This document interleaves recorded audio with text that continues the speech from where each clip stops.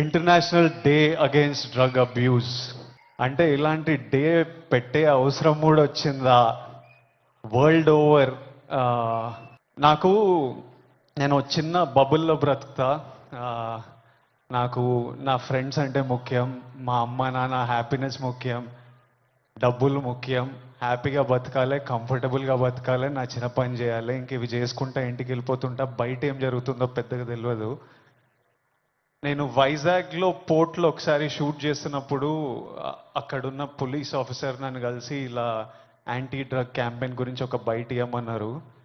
Out of respect ఇచ్చినా కానీ ఇది ప్రాబ్లం, ఆ వందల ప్రాబ్లం ఉన్నప్పుడు దీనికి బయట ఏంటి అనుకున్నా.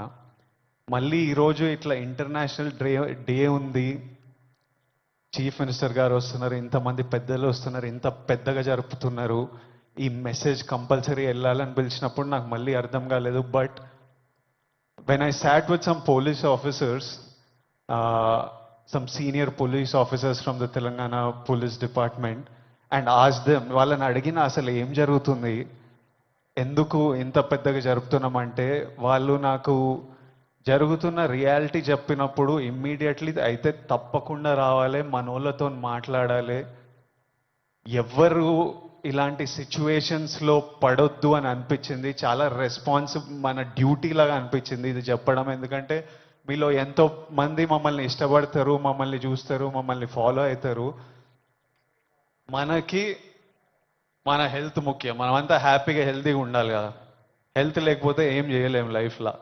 మనం హెల్తీగా ఉండాలి, మన అమ్మ నాన్న గర్వంగా ఉండాలి, హ్యాపీగా ఉండాలి, అది ముఖ్యం కదా. Yes or no? డబ్బులు ముఖ్యం, డబ్బులు ఉంటే కంఫర్ట్ ఉంటుంది. ఎవడేమన్నా నేను చెప్తున్నా, నేను డబ్బులు లేని లైఫ్ చూసినా, డబ్బులున్న లైఫ్ చేసిన, success and money will always give you comfort. ఇవి ముఖ్యము.